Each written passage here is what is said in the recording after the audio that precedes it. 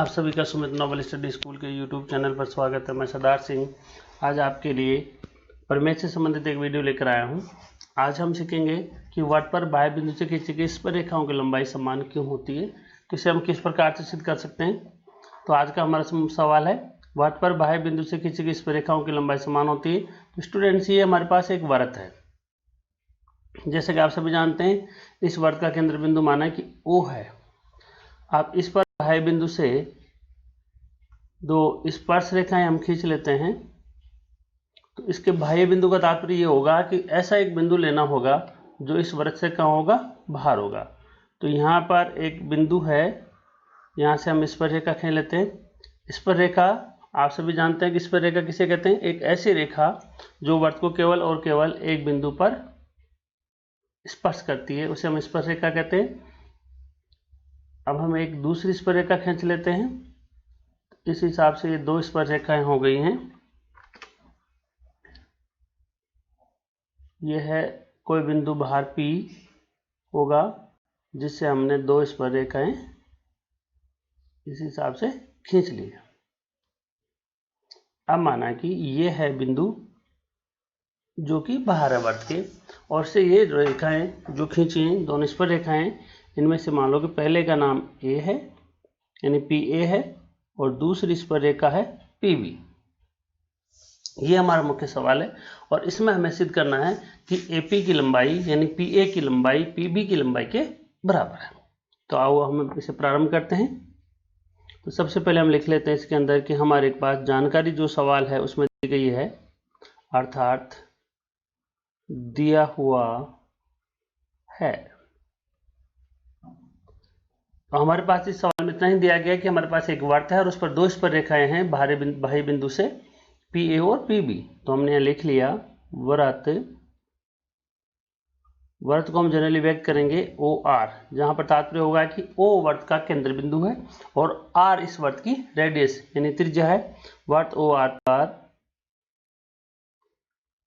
PA तथा PB दो स्पर्श रेखाएं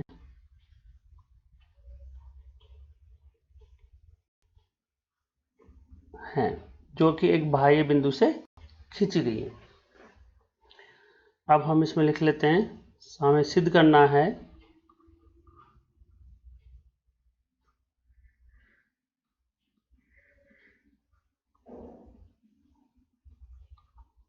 आप सभी जानते हैं कि हमें कैसे सिद्ध करना है, जो दो रेखाएं हैं इनकी लंबाई क्या है, बराबर है। तो हम पहले ले लेते हैं, रेखा कुछ इस प्रकार से होगी। हमने रेखाखंड खींच लिया था, तो इसे हम रेखा में बदल लेते हैं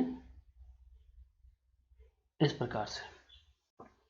हमें सिद्ध करना है कि इस PA की जो लंबाई है वो PB की लंबाई के बराबर है।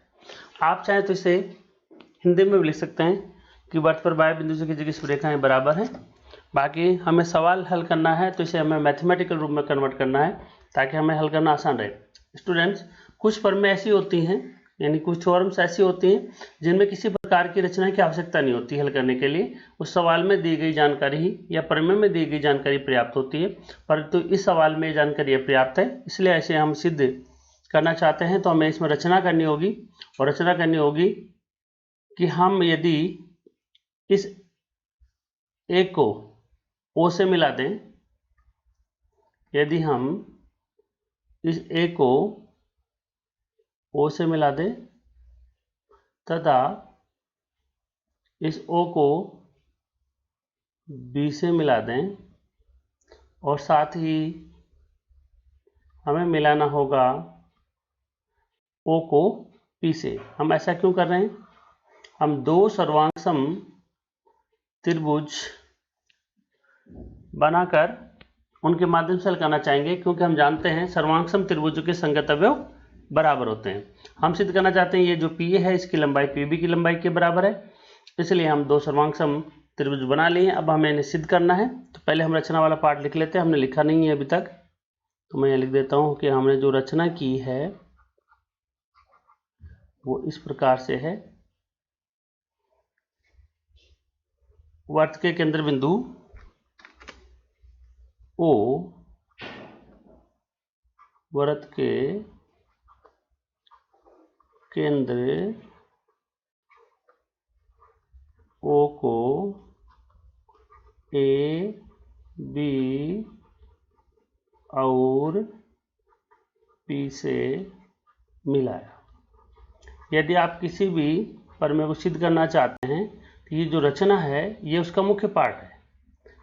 इसे हम याद रख लें कि किस सवाल में किस प्रकार की रचना करने से कौन सा नियम लागू होता है, तो आप किसी भी थ्योरम को बहुत आसानी से सिद्ध कर सकते हैं। आइए तो अब हम इसे हल करते हैं। तो इसका अगला पार्ट है उपपत्ति, यानी सैद्धांतिक भाग।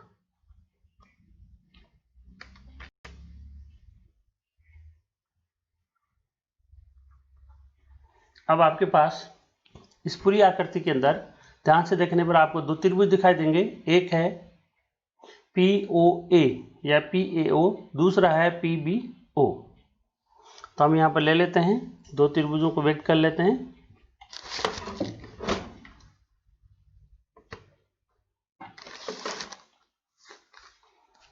हमारा पहला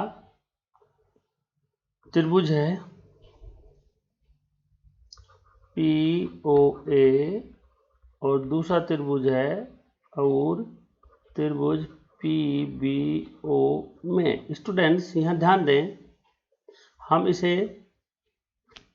सिद्ध करना चाह रहे हैं तो क्रम से लिखें। दो त्रिभुजों को अगर आप सर्वांग सम सिद्ध करना चाहते हैं तो उनका नाम लिखते समय इस बात का ध्यान रखें कि संगत भुजाएं समान रूप से दिखनी चाहिए। जैसे कि PO की लंबाई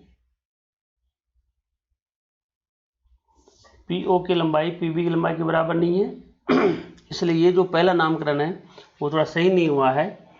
हालांकि इसे सही भी मान लिया जाता है, परंतु अगर आपको पहले से जानकारी है कि ये इस प्रकार से है तो उसे लिखते समय आप सावधानी बरतें। मैं इसका दोबारा से नाम लिख देता हूँ। इसका नाम लिखना था हमारे को PAO। अब देखिए ये PA जो है वो PB के बराबर है, जो हमें सिद्ध करना है। साथ ही AO जो है वर्त की त्रिज्या है और इसमें इधर वाले दूसरे भाग में भी BO वर्त की त्रिज्या है। नामकरण इस प्रकार से होना चाहिए, संगत कोण भी बराबर लिखे जाने चाहिए और भुजाएं भी। तो उससे क्या होता है, आपको सवाल हल करने में काफी ज्यादा आसानी रहती है। अब हम बहुत आसानी से लिख सकते हैं कि पहली चीज हमें लिख सकते हैं कि OP की लंबाई यानी PO की इसमें जो लंबाई है वो उसकी OP या PO की लंबाई के बराबर है। कौन से त्रिभुज में? PBO में। देखिए स्टूडेंट्स, यहाँ पर जो ये त्रिभुज है PBO, इसमें PO की लंबाई है वो दोनों ही त्रिभुजों के लिए, इस त्रिभुज के लिए भी और इस त्रिभुज के लिए भी, दोनों ही त्रिभुज के लिए क्या है, समान रूप से है। इसलिए हम इसे लिखेंगे OP बराबर PO। क्योंकि ये उभयनिष्ठ भुजा है तो इसे हम दे देंगे समीकरण नंबर 1 और यहाँ पर इसका कारण लिखना बहुत जरूरी है, तो हमें लिखेंगे उभयनिष्ठ भुजा। उभयनिष्ठ भुजा, दोनों ही त्रिभुजों के निर्माण में इस भुजा का योगदान है, अर्थात ये उभयनिष्ठ भुजा है इसलिए दोनों के लिए समान होगी। दूसरा हम लिखेंगे इसके अंदर जो AO है या OA है वो दूसरे त्रिभुज की OB के बराबर है।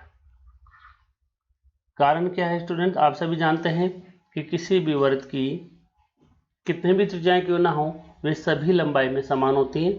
इसलिए O से A तक जाने वाली जो रेखाखंड है वो भी त्रिज्या है और O से B की ओर जाने वाला रेखाखंड वर्त की परिधि पर रुक जाता है, इसलिए ये भी त्रिज्या है। तो सब वर्त की सभी त्रिज्याएं समान होती हैं। वर्त की सभी त्रिज्याएं समान होती हैं।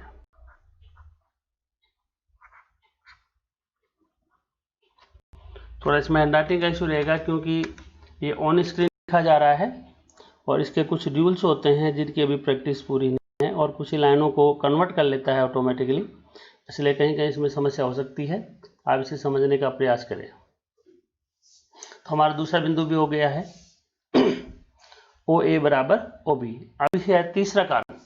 हमें भुजाएं तो आसानी से ढूंढ ली कि कौन सी भुजा कौन से त्रिभुज की कौन सी भुजा के बराबर है, परंतु एक मुख्य कारण है, आप सभी जानते हैं कि ये एक स्पर्शरेखा है और ये भी स्पर्शरेखा है, और स्पर्शरेखा त्रिज्या के साथ कितने डिग्री का एंगल बनाती है, 90 डिग्री का। तो हम कह सकते हैं कि किसी वर्त की त्रिज्या स्पर्शरेखा के लंबवत होती है।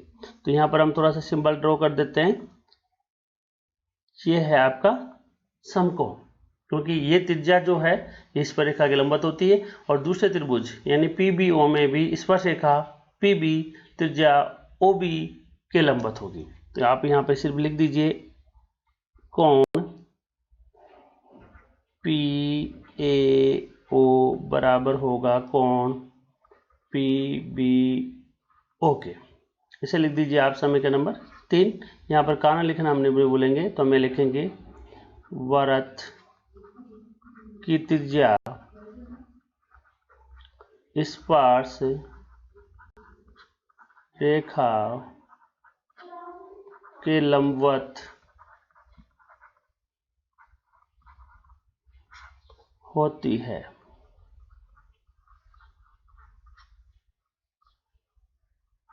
स्टूडेंट आप देख रहे हैं कि कई लाइनें जो थोड़ी सीधी भी खींची गई उन्हें ये ऑटोमेटिकली पूर्णतः सीधी बना देता है, इसलिए हैंडराइटिंग का इसमें इश्यू आ जाता है थोड़ा सा, ये कुछ आकृतियों को स्वतः कन्वर्ट करता है। अब आप इसमें लिखिए, देखिए दो त्रिभुज थे आपके पास, उनकी दो भुजाएं हैं, दो संगत भुजाएं बराबर हैं, दो एक संगत कोण बराबर है, इसलिए हम कह सकते हैं सर्वांग समता, इसलिए त्रिभुजों की सर्वांग समता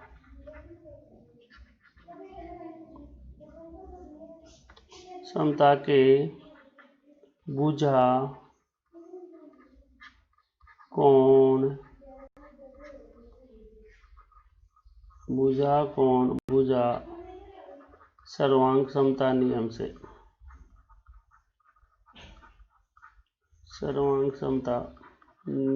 से, स्टूडेंट्स इसे कई बार यहाँ पर दो भुजाएं बराबर हैं, एक समकोण है, जो कोण बराबर है वो समकोण है, इसलिए इसमें समकोण की प्रमेय भी यहाँ लिख सकते हैं आप, उसके नियम से भी लिखेंगे तो भी हम कह सकेंगे कि ये दोनों जो त्रिभुज हैं वो आपस में सर्वांग सम हैं। तो यहाँ पर आपको लिखना होगा त्रिभुज PAO सर्वांग सम त्रिभुज PBO।